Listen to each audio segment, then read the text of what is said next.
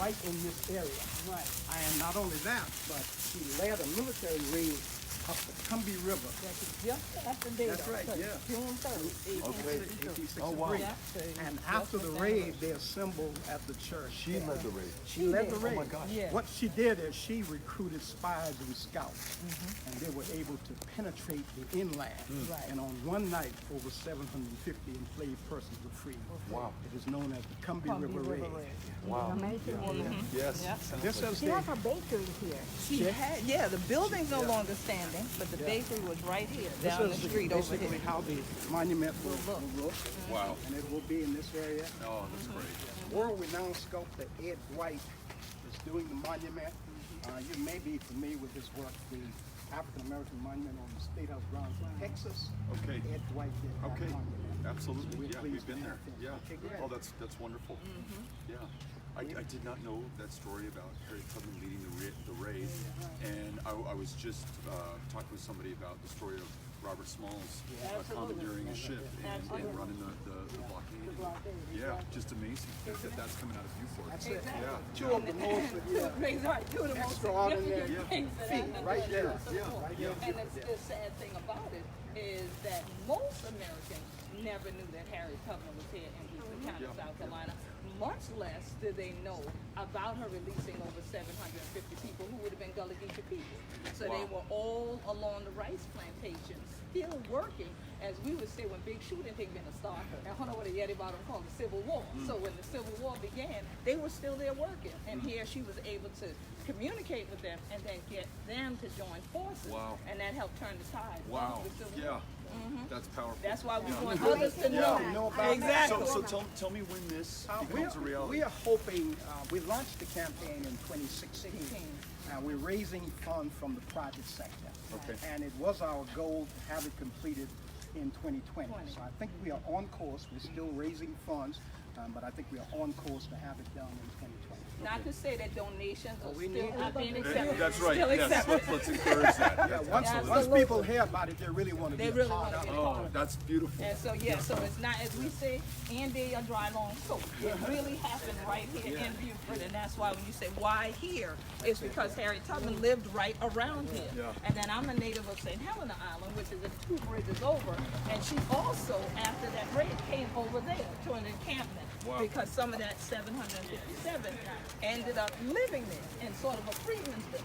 And when you said this was the headquarters of the Freedmen's Bureau, is this the actual building? This is one This of is them. still- This is one of the original. This is a part of the Now, Once the monument is completed, we hope to convert this into Part of the monument? interpretive Okay. center. museum. And how is it used now?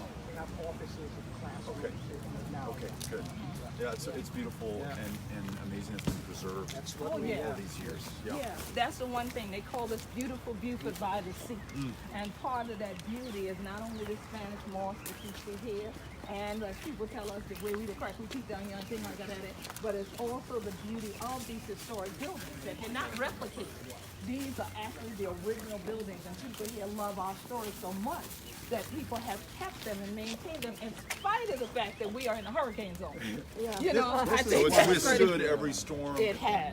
And this is after one you of them and as well. Everyone of that them. came before. This is one of Back to Tabernacle's Hugo. buildings as well. Yeah. One of our, the unique thing about Tabernacle, there's over a dozen churches that consider Tabernacle to be the mother church. And one of our daughter churches is operating a radio station from the top floor even right now. It's on the air right now. Wow. This is the only monument to Robert Smalls. He is often considered the first hero of the Civil War. And often he is known as the Gullah statesman. Yeah. Robert Smalls served in the South Carolina House of Representatives, South Carolina Senate, and he served 5 terms in the U.S. Congress. And then after his tenure ended in Congress, he served as a custom agent in Beaufort. Wow. He served longer than most persons during the Reconstruction era. Because of the unique nature of this area, he had a tremendous base. People were engaged politically, and they respected Robert Smalls. Absolutely. And you know that political engagement continues. That's how come now this went from being the Reconstruction era national monument to the Reconstruction Era National Historic Site.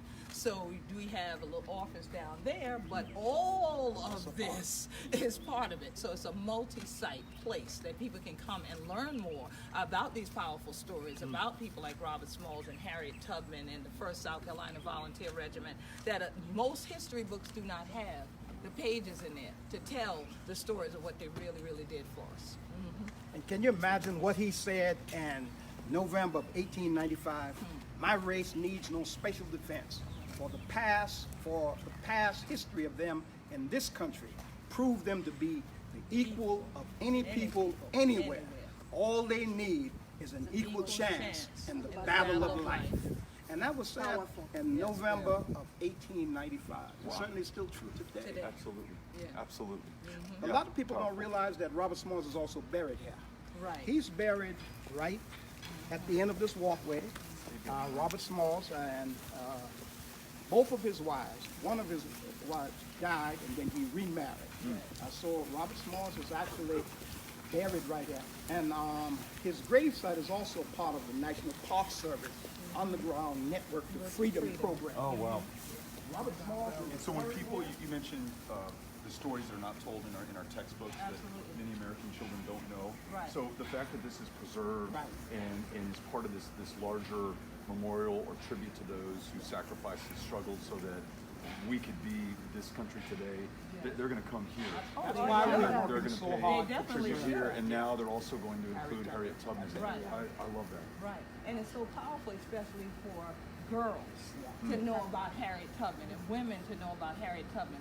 Not just that she's a children's book legend, okay, but she's a real woman, and that she actually was a soldier and a leader herself during a time when women couldn't even vote, okay? So here you're talking about her being the first woman to ever lead any type of military campaign for the United States.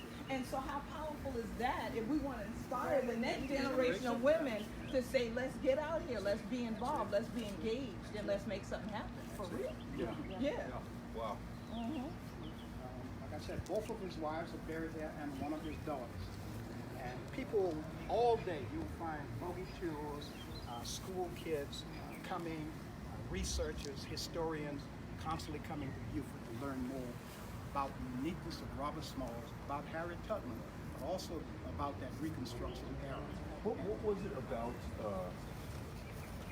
you first, in particular, or the Gullah Geechee Nation, Geechee, that produced exceptional leaders like these within a state inside of she's the first woman leader in battle in this country. What was it about this area or the citizens of the Gullah Geechee Nation that produced this kind of leadership? I think it's because we have always had instilled in us self-sufficiency. And so in order to sustain your families and to hold on your land, you have to be self-sufficient.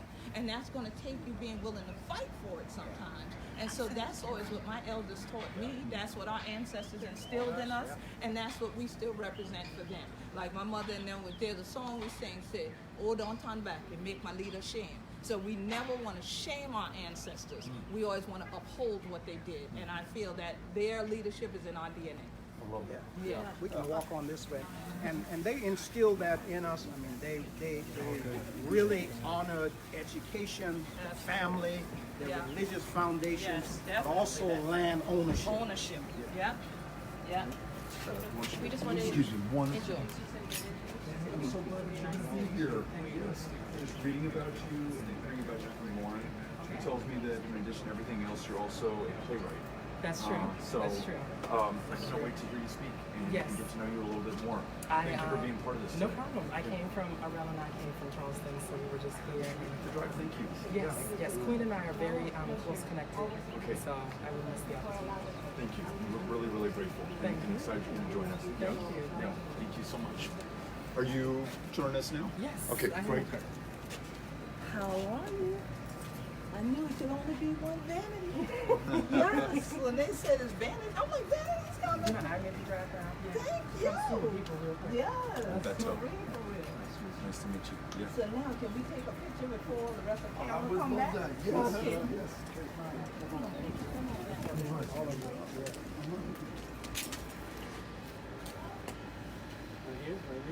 My good friend Tyler. Yeah.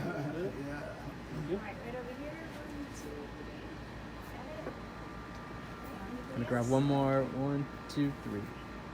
Got it? Right. Great. Oh, okay. That sounds So now, good. what part of Texas are you from? So, far west Texas, El Paso. El Paso. That's what I know.